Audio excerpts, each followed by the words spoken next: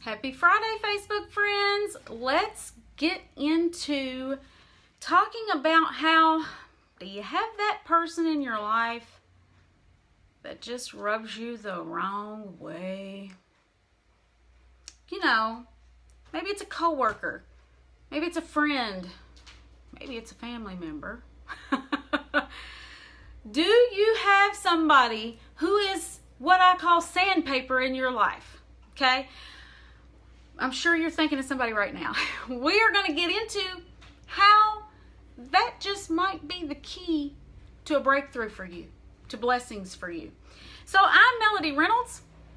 Hey Donna, I'm Melodye Reynolds. I am a life simplifier. I'm an intentional living coach. I teach people how to live with purpose, how to cut out all the unnecessary stuff and focus on what matters most to you, and stepping into your destiny and your purpose and who God has called you to be. So I share a lot of Bible study stuff. I share a lot of faith stuff. I share a lot of health stuff because I believe you got to take care of your temple to do what God has called you to do. You can't do that if you're sick and suffering, right? You can do a better job and take care of all of that when you're feeling better. So I share a lot of that here in like organizational tips, things like that. And anything I think will help you, I share it. If the Lord gives me a word, I share it, okay? Sometimes it doesn't always make sense to me, but I'm just being obedient. So if you're into that, you're in the right place. And if you're here, make sure to say hey, because I like to see you. Facebook doesn't let me see you unless you leave a comment. If you're on the replay, be sure to say replay, because I like to see who checks out the replay. Even if I just say hey back, it's like I want to say hey. Like you walked into my house, we're sitting down and hanging out, I'm going to say hey, right? And if you would please share this, I think this will bless a lot of people. It'll give you more patience for those sandpaper people, hopefully. Maybe not, but I'm hoping so. Hey, Donna, I'm so glad you're in here today. Good to see you.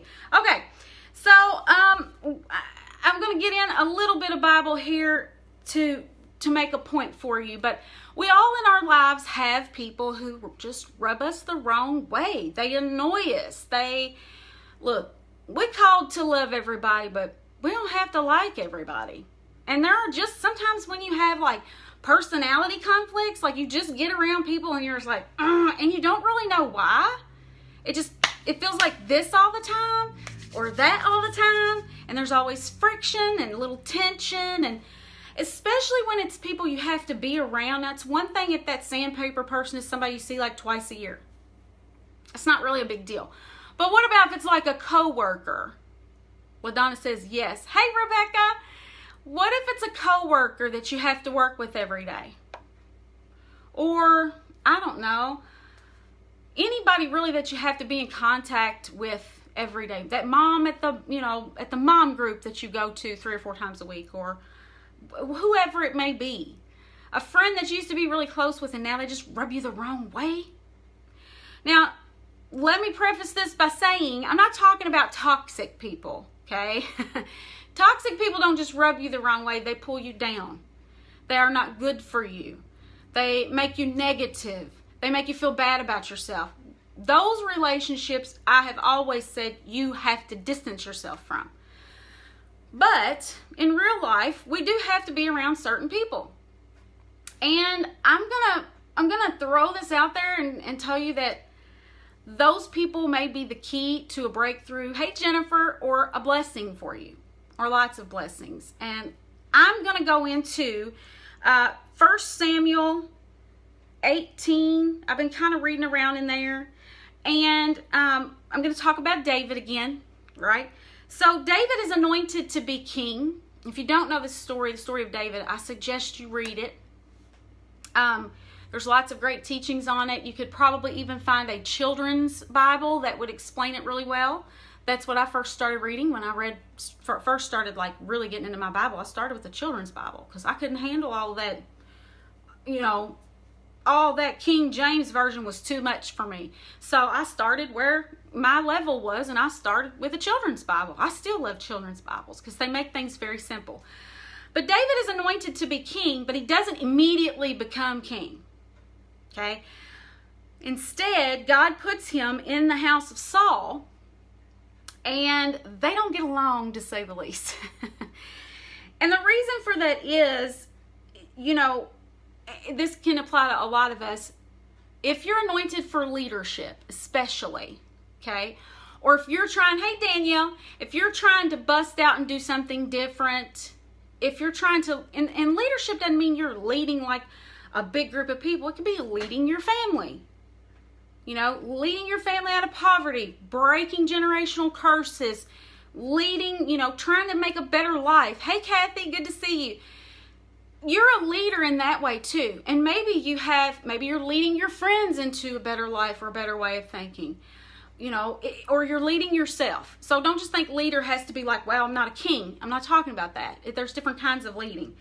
But a lot of times you might be anointed to lead, but you're going to have to be like David and be around some Sauls. Some people, hey, Christy, thanks for hopping on. Good to see you twice. And the reason for that is God is trying to move us into the position to be that leader. A lot of us are like, I could lead. Yeah, bring me the blessings, God. I'm ready. But guess what? You're not. You're not ready for what's to come yet. So you have to go through a preparation season. Sometimes people will call it a pruning season. But you sometimes have a sandpaper season. And what's happening is all of you're learning, you're changing, you're having to eat some humble pie. And you're going to have people in your life who are going to smooth off your rough edges. I don't know about you guys, but listen, I'm a very straightforward, blunt person, okay? That's just my personality. I've always been very honest. Sometimes it is taken the wrong way. I'm understood sometimes because of that. Now, if you know me and you've hung with me for very long, you always, hey Wilma, you will know my heart and you'll know I will fight for you. I am for you, right? But not everybody understands that. And so I've had people in my life and currently have them who are smoothing off a little bit of that for me. Not that I'll completely change, but I'm more aware of how I present information now to somebody. Depending on the person, I've learned to take a moment and kind of get to know the person and how they receive information and still give them truth, but I will give them truth in a way that is, more readily and easily and lovingly received by them. Because I'm just a bottom line kind of girl. I'm like, what I got to do, how do I do it, how do we get it done, what's the best way to get it done, what's the quickest way to get it done, right? I've always been that way. I'm a bottom liner. Just give me the bottom line. Don't give me all the words and the feels. Give me the bottom line and let's do it. Let's make it happen. I'm a red personality. There's lots of tests that you can take to find out what kind of personality you are. And red personalities are step by step, organized, get it done, fastest way to get it done, but I have to remember not everybody has that personality. So I have some other personality types that are smoothing me. And what that is doing is it's making me a better leader. Because instead of me being so abrasive myself, that sandpaper is helping me to soften a little bit and learn to lead in a different way and learn to think the way maybe people that don't have my same personality think. Because especially when you are, you try to inspire people and encourage them. You can't motivate people, but you can inspire them and you can encourage them. And, that's lots of my spiritual gifts have to do with leadership, encouragement, edifying, things like that. That comes very naturally to me, but I have sandpaper in my life, and I'm having to learn new ways to do that so that they can receive it. And because when you're a leader, You want to be able to speak into people's lives, if it's your family, your friends, whoever it is, yourself. You want to be able to speak into their lives in a way that they don't feel like you're coming at them, right? Because you're the bottom liner and you're like, well, you're just not doing this. And you need to do that and that'll work. Because for some people, they're like, oh, yes, I love that. And some people are like, wow, she's arrogant. And never am I ever trying to be that way. But I've learned I can be perceived that way. So, and it's just like, I was reading through the Bible today and I saw where, David had to be under Saul and he had to endure some things, and he didn't really, he didn't agree with everything Saul did. But he was being prepared to take over the leadership role. He was learning a lot from him. And he needed that time, that education, that preparation in order to step into his next level. So these sandpaper people in your life, I think, and this has happened for me, when I understand that the purpose is to make me better. It's not to annoy me, not to get on my nerves. It's not to make me feel bad about who I am or how, my personality is. But it's to help me to be more aware of my rough edges and kind of, smooth them out. And when you smooth things out, what happens? They get shinier. Well, I want to be as shiny as I can be, right? I want to be the best version of me I can be. I want to be all that I feel I'm created to be. I want to step into my destiny. I'm always put in leadership roles. It doesn't matter if I'm at the grocery store. I'm going to lead somebody to do something. That's just the position God has put me in. Some of you guys might feel like that too. I'm always, when I was a teacher, I was put in charge of teaching the teachers how to teach stuff. At our homeschool group, I'm in charge of stuff there. It's not necessarily always that I want to be, but it's like God's like, yeah, you're going to make this happen because you're the one that'll do it. So this, I hope, helps you to be a little more patient with those people, to understand what it is that they're doing.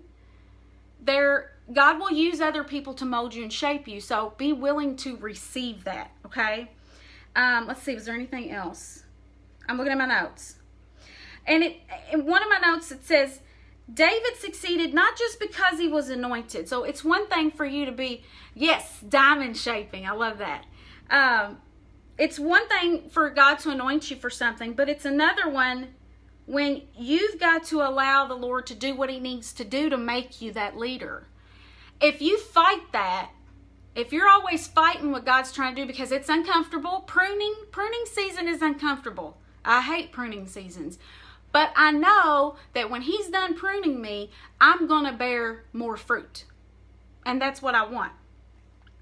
If we want to lead, we must first serve in circumstances that may not be ideal, and we have to learn to behave wisely.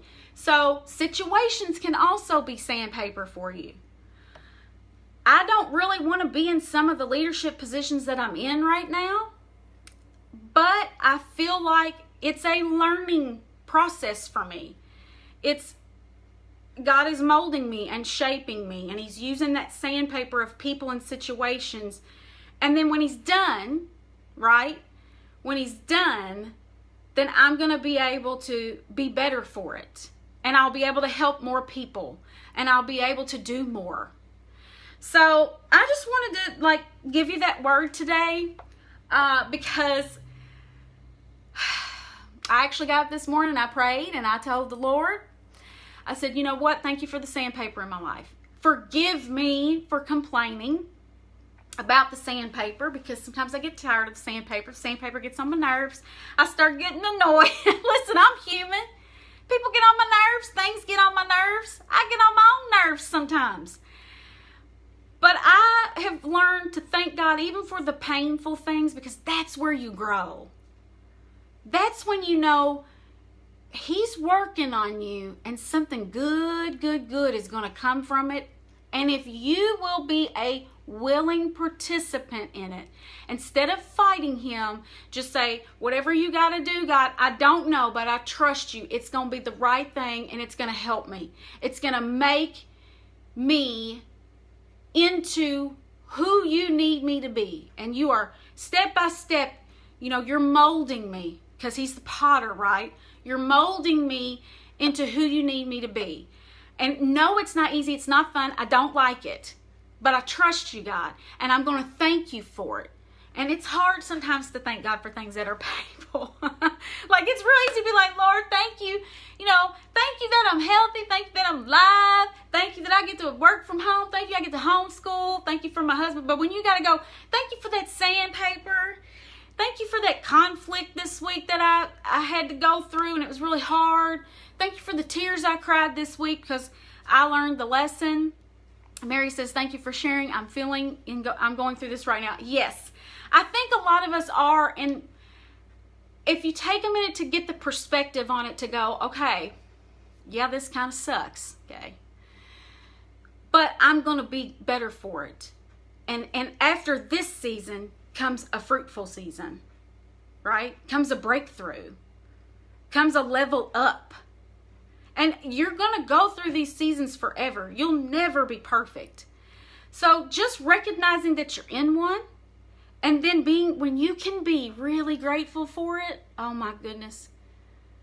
The doors you open up in heaven when you do that. When you can not just say it, but really in your heart say, I know he's working on me for my better, for my good. And when you can truly, truly thank him for that, it brings you to a deeper level with him. And it shows your maturity and your faith walk, I think.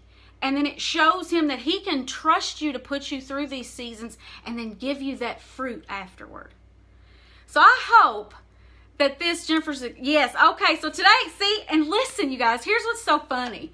I plan out my lives that I'm going to do, right? And without fail, every week, at least once, and this week, twice, the Lord is like, no, we're talking about this today. And I'm like, I got to make some notes. What am I going to say? Just say what I put in your heart. So I'm really glad that I came on here, and I thank you for taking a minute to hop on, because I always believe if you come into one of my broadcasts, you're supposed to hear something. And I always tell people, stay and listen for that one thing that you need to hear, because God divinely connects me to people, because I'm just a mouthpiece. I'm just being obedient. And most of the time when I'm going through something and I share it with you, a lot of you guys will be like, oh, that sounds like me. That is so me. And sometimes it's nice just to go, oh, somebody else is going through that too. You don't feel so alone or isolated. And you get kind of excited like, well, she's going through that and she's hopeful. Maybe I should be hopeful too. So thank you for commenting and letting me know that, because that gives me confirmation that I need to keep opening my mouth. And it's not always easy to do. Hey, Miss Frida. All right, guys, I'm going to offer you one more time. If you've been on my broadcast, you've heard this a million times. I have a wonderful, you're very welcome, Christy. I have a wonderful how to study the Bible e-course. It will teach you how to read your Bible and understand it like this stuff that I do here. It's free. It's 5 emails. I'm going to leave a link in the comments for you to take that course. Even if you've read your Bible for 20 years, go listen to those videos. You'll get one a day for 5 days, and it just gives you all my best tips. Maybe you'll learn something. You go, oh, that'll help me a lot, even if it's just one thing. So I'm going to leave the link, and you can go, hey, Jamie, you can go take that, because, y'all, I worked really hard on it, and I think it's helpful. So, just go do it. I'm going to use peer pressure on you. Do it. Everybody else is doing it. All my other friends did it. Just go do it. Do it now. Or you'll be cool if you don't. You won't be cool if you don't do it. Okay. I'm being goofy. I'm really happy it's Friday. My husband is getting the weekend off after working 3 straight weekends. So I'm really super happy. So hope this was helpful for you guys. I'll put the link down below. Have a fantastic weekend, and I'll see you soon. Bye.